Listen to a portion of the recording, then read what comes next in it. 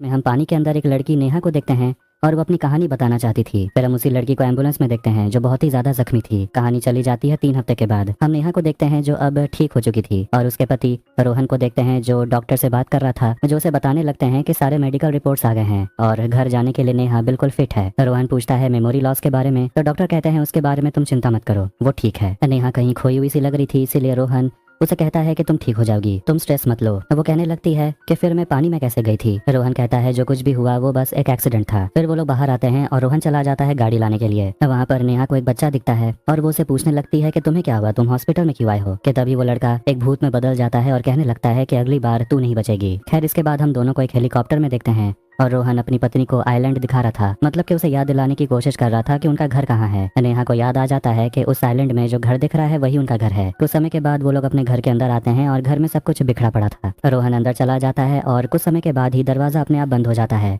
नेहा डर गई थी और खिड़की में देखती है जहाँ लिखा हुआ था गेट आउट, लेकिन जैसे ही रोहन वहाँ आता है तो वहाँ कुछ भी नहीं लिखा हुआ था। घर में सारा सामान इधर उधर देखकर नेहा पूछने लगती है क्या हम घर रेनोवेट करवा रहे थे। रोहन कहता है रेनोवेट नहीं, मेकओवर करा रहे थे। और वो कहने लगता है कि कोविड के वजह से बिजनेस बहुत बुरी तरह इफेक्ट हुआ था। बैंक का इंटरेस्ट कटते रहा लेकिन बिजनेस तो ठप पड़ा हुआ था और पैसे लौटाने का कोई जरिया भी नहीं था। लेकिन लास्ट टाइम में तुम्हारे दिमाग में एक ऐसा आइडिया आया और तुम्हारे वजह से ही ये घर बच गया। वो पूछती है वो आइडिया था क्या। रोहन कहता है इस घर को होटल में बदलने का आइडिया। वैसे भी ये घर हम दोनों के लिए बहुत बड़ा है तो इसे एक एग्जॉटिक होटल में बदलने का आइडिया तुम्हारा ही था। कुछ समय के बाद नेहा तस्वीरों को देखकर अपने पुराने मेमोरीज याद करने की कोशिश करती है लेकिन उसे कुछ भी याद नहीं आता। वो कुछ भी फील नहीं कर पा रही थी। वो बहुत ज्यादा पैनिक करने लगती है, इसलिए रोहन उसे पियानो बजाने के लिए बोलता है। जैसे वो पियानो बजाती है वो पुराने ट्यून्स बजाने लगती है जिससे वो भी हैरान हो गई थी। रोहन उसे कहने लगता है भले ही तुम्हारा दिमाग पुराने समय को याद ना रखे लेकिन तुम्हारा दिल तुम्हारी जिस्म सब कुछ जानता है, ये धुन तुमने मेरे लिए बनाया था। इसके बाद वो बताने लगता है कि कैसे वो लोग मिले, उनके बीच प्यार हुआ और वो दोनों अब एक साथ हैं। दोनों इंटीमेट हो जाते हैं कि तभी अचानक उन्हें बहुत जोर की आवाज सुनाई देती है।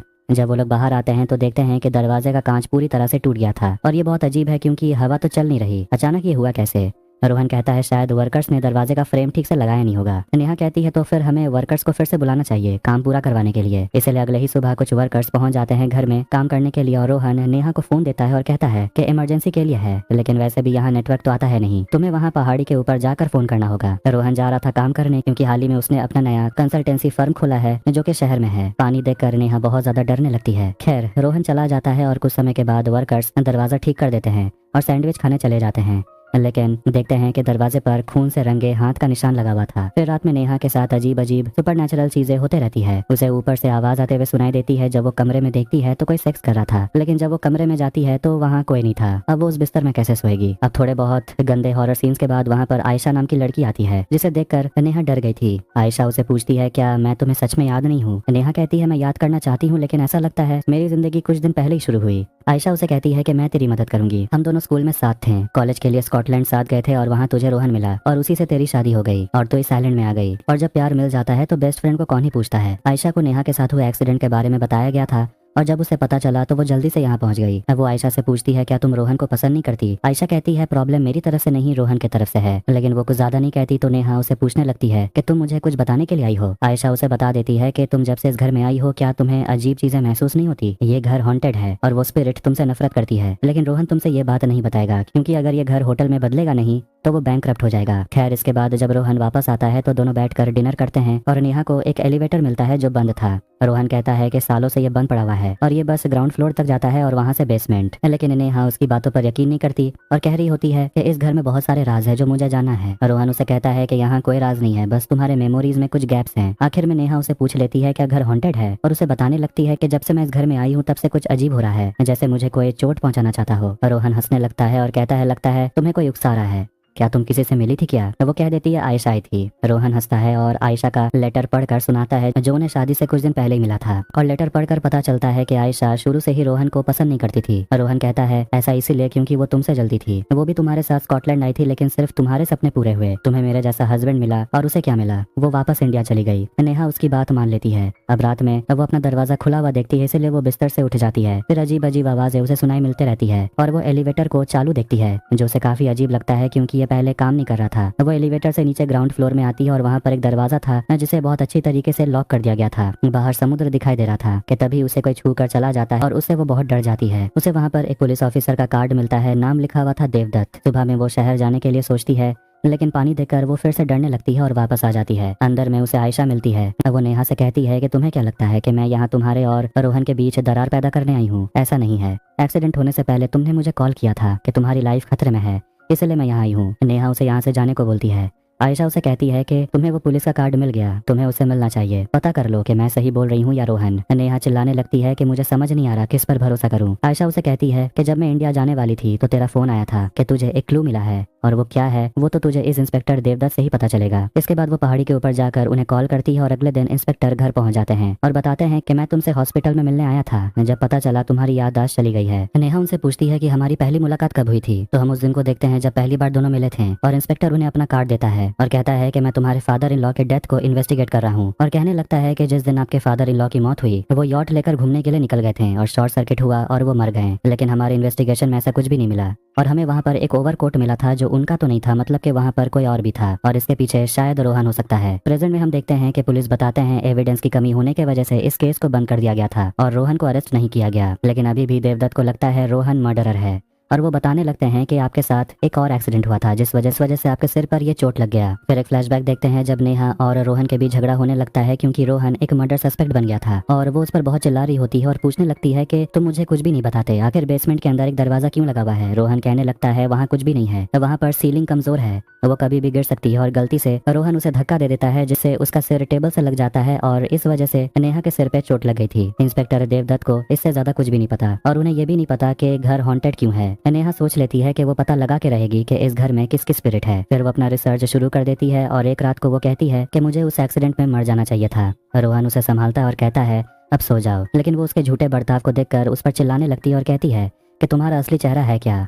रोहन कहता है मुझे समझ नहीं आया, तुम बोल क्या रही हो, आयशा आई थी क्या तुमसे बात करने। नेहा नाराज होकर बाथरूम में चली जाती है और रोने लगती है। अगले दिन वो एक घोस्ट डिटेक्टिव से मिलने के लिए जाती है और वो हिम्मत जुटाकर पानी की तरफ बढ़ती है और फेरी से वहाँ से निकल पड़ती है। शहर पहुंचकर वो घोस्ट डिटेक्टिव अभय से मिलती है और उनसे पूछती है कि मैंने आपको हायर किया था क्या, आखिर किस लिए। तो अभय बताने लगता है कि मैं और मेरी पार्टनर तनिषा जो साइकिक है, हम दोनों ही आए थे आपके आइलैंड में। फिर वो उसे वीडियो दिखाता है जो वो शूट कर रहा था जब वो दोनों गए हुए थे नेहा के घर पैरानॉर्मल इन्वेस्टिगेटर बनकर, और ये बिल्कुल मुझे कंज्यूरिंग की याद दिला रहा था, वो भी बहुत बुरी वाली। खैर नेहा उन्हें लॉकेट दिखाती है और तनिषा बताती है कि आत्माएं अक्सर खुद को ऐसी चीजों से जोड़ लेते हैं और उसे कहती है कि कल सुबह तक लॉकेट का रंग लाल हो जाएगा तब हम इन्वेस्टिगेशन शुरू करेंगे। लेकिन तभी वो लॉकेट वहाँ से उड़कर चला जाता है और दोनों उस लॉकेट के पीछे भागते हैं कि तभी अचानक से तनिषा पोजेस हो जाती है और भयानक आवाज में चिल्लाने लगती है। नेहा उसे पूछती है तुम हो कौन। तनिषा उसे दूर फेंक देती है। ये वीडियो देखकर वो अभय से पूछती है कि अभी तनिषा कैसी है। वो कहता है वो ठीक है और आप अपने बेसमेंट के दरवाजे को तोड़ने की बात कर रहे थे, इसलिए रात में वो अपने घर के एलिवेटर के सामने चली जाती है और कैमरे को ऑन करती है और तभी उसके सामने एक भूत आती है, लेकिन जब वो देखती है तो वहाँ पर कोई नहीं था। फिर वो सब कुछ रिकॉर्ड करने लगती है और उसे वहाँ पर कोई दिखता है जो पियानो बजा रहा था। फिर वो भूत आकर उसे डरा देता है और ज्यादा कुछ नहीं करता क्योंकि अभी क्लाइमैक्स तो बाकी था। नेहा गिर गई थी और उसे अपने पास में से एक पेन ड्राइव मिलता है और उसमें रोहन का वीडियो था और वो देखना चाहता था कि ये घर हॉन्टेड है या नहीं, इसलिए वो रिकॉर्डिंग कर रहा था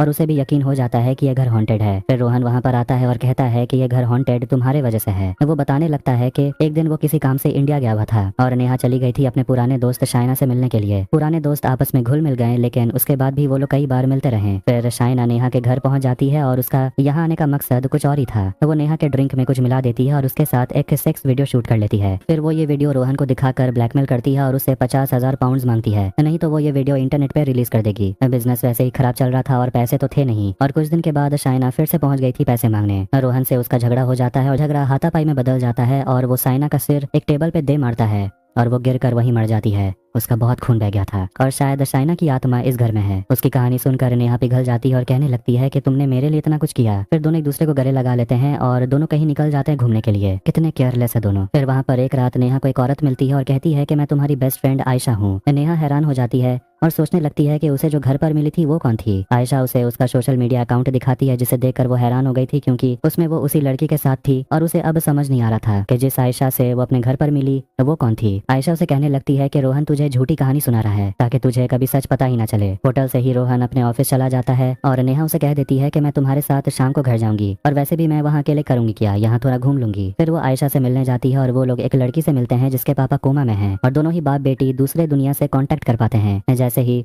नेहा उस आदमी के पास आती है, वो आदमी जो कोमा में था वो होश में आ जाता है और चिल्लाने लगता है रशियन में। वो लड़की नेहा से कह देती है कि मेरे पापा ने तुम्हें अंडरग्राउंड में जाने के लिए कोई और रास्ता ढूंढने को कहा है। नेहा समझ जाती है कि उस दरवाजे के पीछे जाने का कोई और रास्ता भी है। रात के समय जब वो घर पहुंचती है तो वो देखती है कि दूसरा रास्ता है, लेकिन वो काफी खतरनाक रास्ता है। आखिर में वो दरवाजे के दूसरी तरफ पहुंच जाती है और वो पानी में एक जूते में एक लॉकेट लगा हुआ दिखती है। तभी वो पानी में गिर जाती है और उसे वहाँ पर एक भयानक आत्मा दिखाई देती है, जो कोई और नहीं बल्कि वही आयशा थी, जो उसे घर पे मिलने के लिए आई थी। नेहा रोहन की तरफ लॉकेट फेंक देती है और गुस्से में कहती है कि तारीफ करनी होगी तुम्हारी, जो मुझसे बस झूठ पे झूठ कहते जा रहे थे। रोहन बताने लगता है कि वो उस लड़की से शादी से 1 महीने पहले मिला था, वो भी रेस्टोरेंट। कई लोग मारे जाते हैं और रोहन और वो लड़की एक जगह छुपकर अपनी जान बचा लेते हैं। बस वो दोनों ही बचे थे। पुलिस आकर दोनों को बचा लेते हैं, लेकिन उस लड़की के पीठ में एक कट आ गया था, इसलिए रोहन उसे अपने घर ले आता है और उसके घाव की देखभाल करता है। और देखते हैं कि वो लॉकेट वही पहनी हुई थी। वो लड़की वहाँ पर रोहन के पापा की फोटो देखती है और पूछती है कि ये तुम्हारे पापा हैं क्या? वो कहता है हाँ। रोहन उस लड़की से उसका नाम पूछता है, लेकिन वो कहती है कि तुम्हें इसकी कीमत चुकानी पड़ेगी, तुम्हें मुझे वाइन पिलाना पड़ेगा। वो वाइन लेकर आता है तो वो लड़की वहाँ से गायब हो गई थी। फिर अचानक से एक दिन वो लड़की उसे फिर मिलती है। वो उसे लिफ्ट देती है। फिर अचानक वो कुछ लड़कों के साथ रेस लगाने लगती है, जिससे रोहन बहुत ज्यादा डर गया था, क्योंकि वो लड़की गाड़ी बहुत तेज चला रही थी, फास्ट एंड फ्यूरियस टाइप। वो लड़की उसे कहती है कि अगर कभी ये नहीं किया तो खुद को जिंदा कैसे महसूस करोगे? लाइफ में मजा तभी आता है जब मौत को छू के निकल आते हो। इसके बाद दोनों एक दूसरे के साथ प्यार में डूब जाते हैं और एक दिन रोहन अपने पापा से मिलने जाता है। वो अपने बेटे से कहने लगते हैं कि 1 महीने बाद तेरी शादी है और तू घर पर दिखाई नहीं देता। वो अपने पापा से गले मिलता है और उसे एक लड़की के परफ्यूम की स्मेल आ रही थी कि तभी वहाँ पर वही लड़की नजर आती है, जिसे देखकर उसका होश उड़ गया था। उसके पापा कहते हैं ये तुम्हारी नई मॉम है, इसका नाम है किमाया। रोहन को काफी गुस्सा आ रहा था, क्योंकि वो लड़की बाप बेटे दोनों को फंसा रही थी। रोहन अपनी नई माँ को गले से पकड़ लेता है और कहने लगता है कि वो उसे नहीं छोड़ेगा, लेकिन उसकी नई माँ किमाया कहती है कि तुम्हारे पापा अच्छे इंसान हैं, लेकिन मुझे उनसे ज्यादा उनका पैसा पसंद है। फिर उनके बीच में बहुत ज्यादा झगड़ा होने लगता है, मगर रोहन को भी समझ आ गया था कि गलती तो उसने भी की है। उसकी शादी होने वाली है नेहा से, लेकिन फिर भी उसने दूसरी लड़की के साथ मजे किए, जो कि आगे चलकर उसकी माँ बनने वाली है। और अब अगर उसे अपनी नई माँ से छुटकारा पाना है तो उसे क्या करना होगा उसे पता था। वो अपने पापा को सब कुछ बताने वाला होता है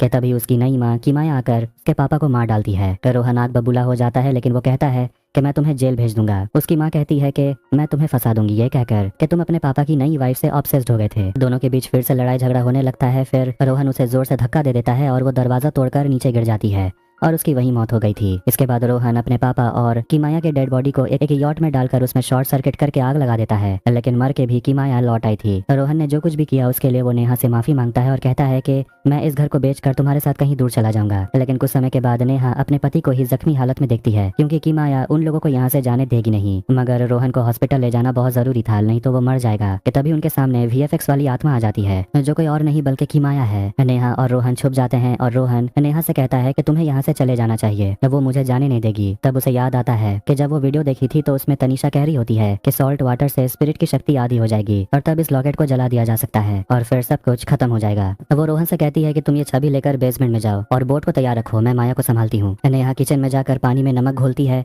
और उसमें लॉकेट डाल देती है, जिससे कि किमाया शांत पड़ जाती है, क्योंकि उसकी ताकत कमजोर हो गई थी। फिर वो उस कटोरे को टेबल पर रखकर चली जाती है आग जलाने के लिए। दूसरी तरफ रोहन बेसमेंट में वो दरवाजा खोल देता है और देखते हैं कि टेबल से कटोरा नीचे गिर गया था और लॉकेट पानी से बाहर आ गया था। इससे पहले कि किमाया नेहा को पकड़ती और उसे मार डालती, नेहा लॉकेट उठाकर आग में फेंक देती है, जिससे कि किमाया तड़पने लगती है और आखिरकार वो अपने पति रोहन को लेकर बोट से वहाँ से भाग निकलती है। अब कुछ समय के बाद हम हॉस्पिटल में रोहन को देखते हैं, जो पहले से ठीक हो चुका था और वो उसकी जान बचाने के लिए वो नेहा को थैंक यू कहता है और ये भी कहता है कि यही तो प्यार की ताकत है। मगर नेहा अब रोहन से अलग हो जाना चाहती थी, क्योंकि दोनों के बीच अब ट्रस्ट है ही नहीं, इसीलिए वो उसे छोड़कर चली जाती है। और इसी के साथ ये फिल्म यहीं पर एंड